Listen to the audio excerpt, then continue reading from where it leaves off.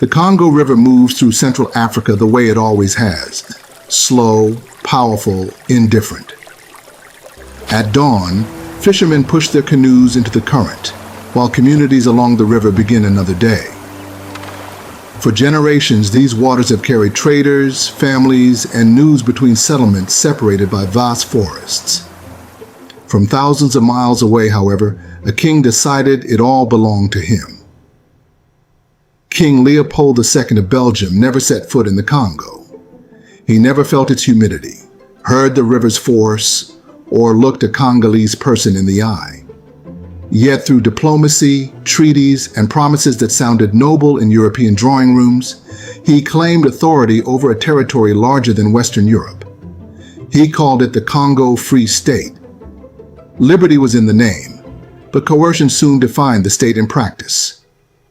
Before Leopold could control the Congo with soldiers, he first had to control it on paper. Governments had to recognize him, and financiers had to support him. They did. The gun came later. First came the ink. So how did a king who had never seen the Congo convince much of the world to accept his claim? The answer reaches beyond Leopold himself. His ambition succeeded because governments recognized him, financiers supported him, and influential people accepted promises they had little interest in questioning.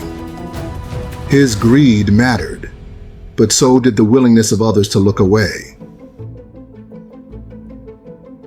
Before Leopold turned his attention toward Central Africa, the Congo Basin was already alive with trade, political authority, family life, and movement. Canoes traveled along waterways carrying iron, cloth, ivory, food, and news. Farmers worked the land.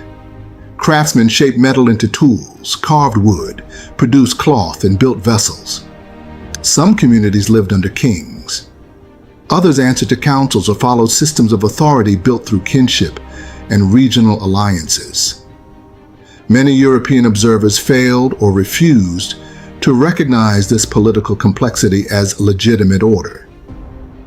The Kingdom of Congo had maintained diplomatic and commercial relationships with Europeans for centuries. It possessed its own political institutions, systems of authority, and traditions of international diplomacy. It was not waiting for outsiders to bring it history or government. European observers often treated political diversity as fragmentation and weakness.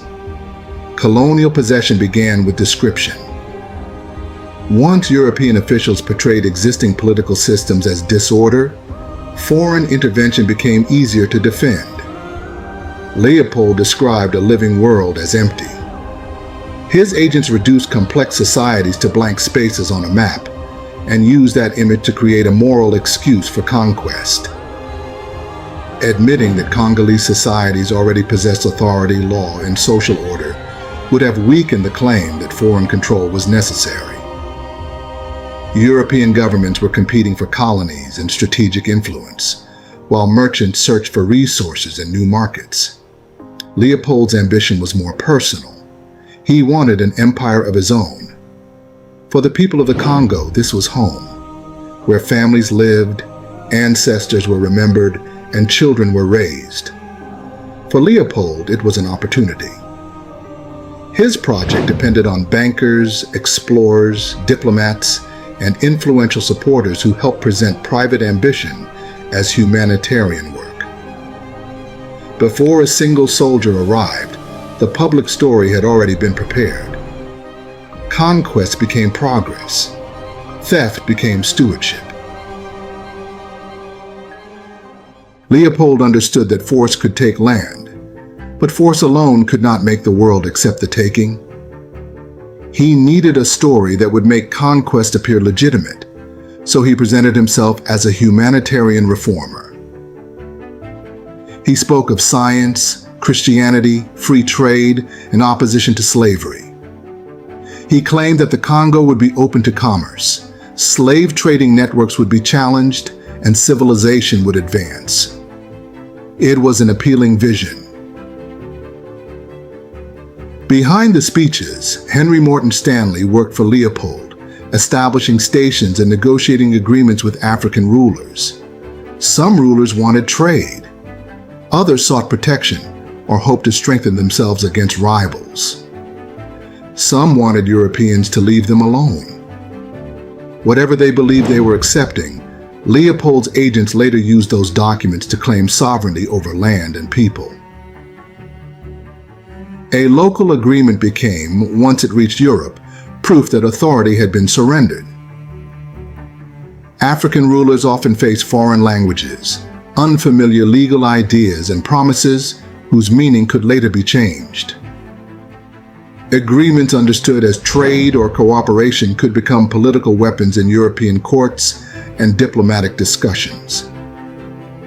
By the time representatives gathered at the Berlin Conference of 1884–85, Leopold had positioned himself as a humanitarian and commercial partner. No Congolese representative sat at the table. European powers recognized his project because it suited their own diplomatic and colonial interests, not because the people of the Congo had agreed to his rule. The conference did not simply hand Leopold the Congo. It did, however, help establish the framework through which European powers recognized colonial claims and divided African territory without African participation. In 1885, Leopold's project became official. Documents described a humanitarian state devoted to commerce and reform, while millions of people were placed under the authority of a ruler they had never chosen and would never meet. Now the new state had to produce a profit. For a time, ivory helped keep Leopold's system afloat. Global industry soon created a new opportunity.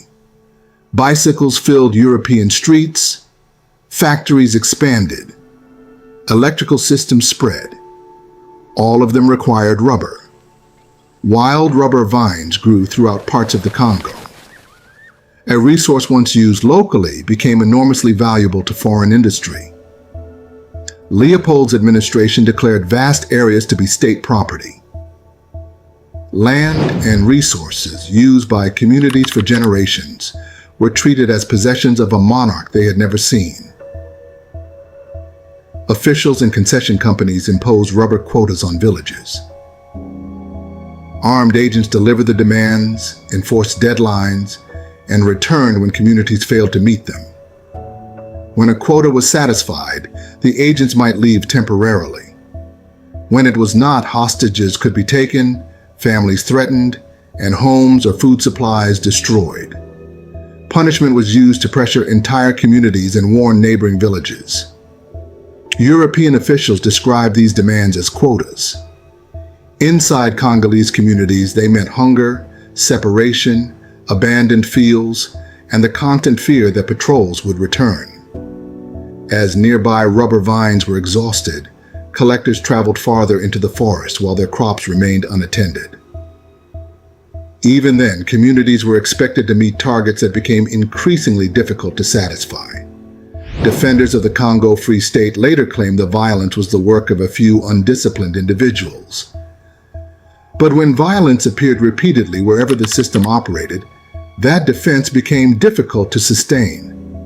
Coercion was not preventing the system from working. It was helping officials and companies obtain the rubber they demanded. Fields were abandoned and families scattered.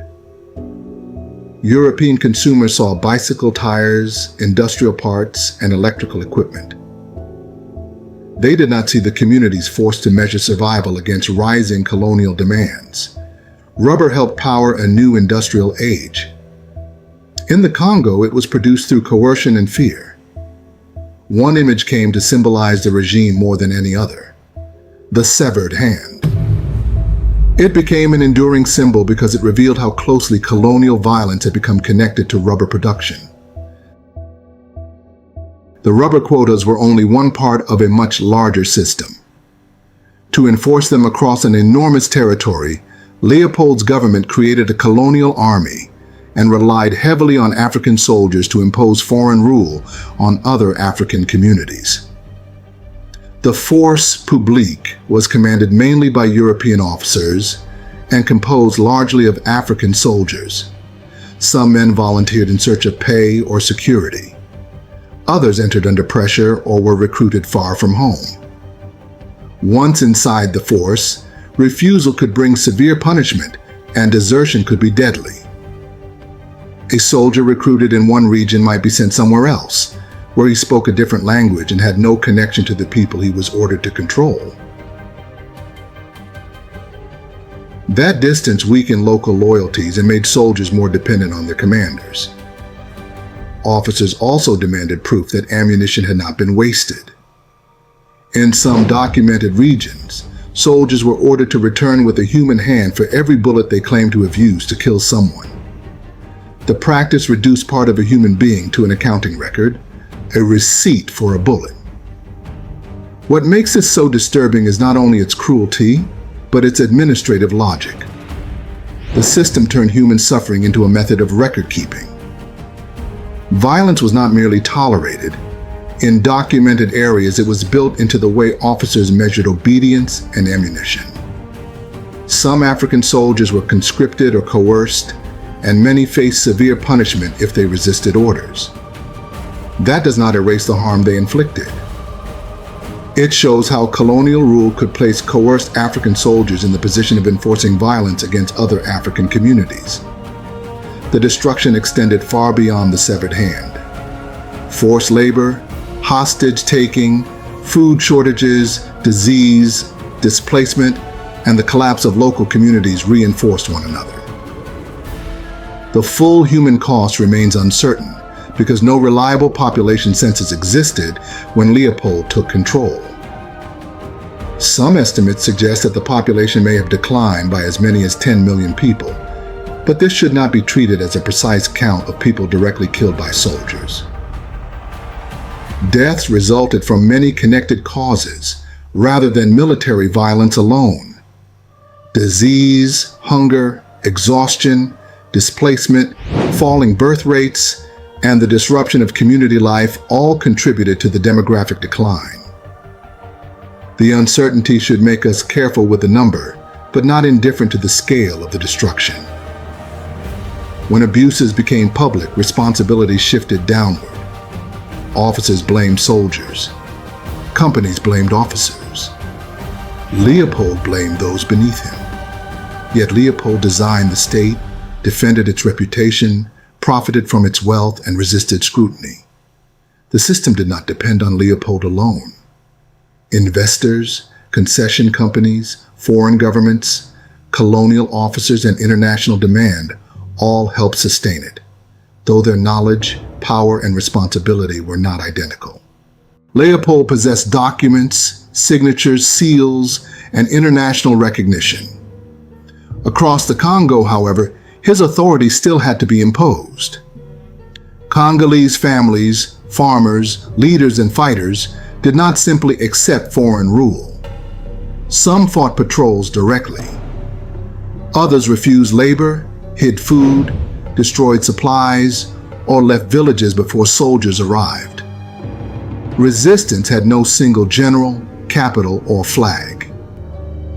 It appeared through countless local decisions made under extraordinary pressure. Runners carried warnings between settlements. Villages moved into the forest. Leaders delayed orders long enough for families to escape. When every day became a struggle to protect food, movement, and family life, survival itself became a form of resistance. There was no national army coordinating opposition across the entire territory. This made large-scale organization difficult, but it also meant the colonial state could not defeat one central enemy and end resistance everywhere. For too long, history's placed Europeans at the center of this story, while Congolese people appeared only as victims. But that is not the whole history. Congolese people fought, fled, negotiated, protected relatives, and resisted from the beginning. These actions did not always stop colonial expansion, but refusal preserved dignity, escape protected families, and warning saved lives. Most surviving written records come from colonial officials, soldiers, missionaries, and companies. Congolese resistors rarely had the same opportunity to preserve their own accounts. Still, careful reading can reveal their decisions. An abandoned village may indicate an organized escape. Desertion may describe refusal. What colonial officials called pacification may conceal a community's attempt to defend its land. Their survival should not be romanticized. It came through difficult choices, community support, adaptation, resistance, and extraordinary endurance under conditions they had never chosen. Every refusal told the same truth. Leopold's Congo was never peacefully given. It was taken, then defended, then taken again. Despite growing testimony and evidence, Leopold's reputation remained protected for years. Congolese people already knew what his system had become. The challenge was making powerful audiences abroad believe them. Leopold had distance on his side, along with a propaganda network that continued presenting the Congo Free State as a humanitarian project. One of the earliest public challenges came from George Washington Williams in 1890. Williams was an African-American historian and minister who expected to find evidence of progress. Instead, he publicly accused Leopold's regime of deception, cruelty, and crimes against humanity. His warning came years before the international reform campaign reached its height, yet European political circles largely dismissed it. Congolese people had already been speaking, but their testimony carried little authority in European capitals. Shipping records provided another form of evidence. E.D. Morel noticed that vessels traveling to the Congo carried weapons, ammunition, officials, and few ordinary trade goods. Returning ships carried rubber and ivory. Wealth was flowing out while the machinery of control was flowing in. Roger Casement later interviewed witnesses and recorded accounts of abuse. Missionaries carried Congolese testimony into newspapers, churches, and public meetings. The evidence continued to grow. Photography gave the reform campaign another powerful form of documentation. In 1904, missionary Alice Seeley Harris photographed people and communities affected by the rubber regime. Her images circulated widely and helped turn reports of abuse into an international scandal. The photographs did not create the evidence. Congolese people had already described what was happening. But the images made the testimony harder for distant audiences to dismiss.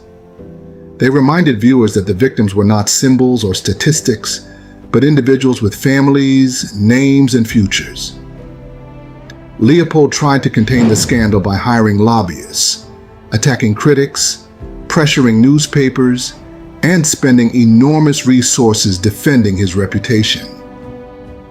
Instead of dismantling the system producing the abuses, he worked to protect its image. Eventually, the scandal became too large to contain. In 1908, Belgium annexed the Congo Free State. Leopold's personal rule ended, but Congolese political control was not restored. One colonial government replaced another. Leopold's Congo became one of the earliest major international human rights scandals of the modern era. Activists, investigators, missionaries, and journalists helped expose the regime, and public pressure contributed to the end of Leopold's personal rule. Annexation, however, did not restore Congolese sovereignty. Belgian colonial rule continued, along with political control and economic extraction from outside the country. The scandal also existed within a wider imperial system. Other European powers committed abuses in their own colonies, even as some criticized Leopold. This does not reduce Leopold's responsibility. It shows that the Congo Free State belonged to a broader colonial world in which exploitation could be defended as progress and foreign control presented as humanitarian reform. Leopold's rule cannot explain every later crisis in the Democratic Republic of the Congo. Colonial institutions interacted with decisions made after independence, regional wars, foreign intervention, internal political struggles, and international competition over resources.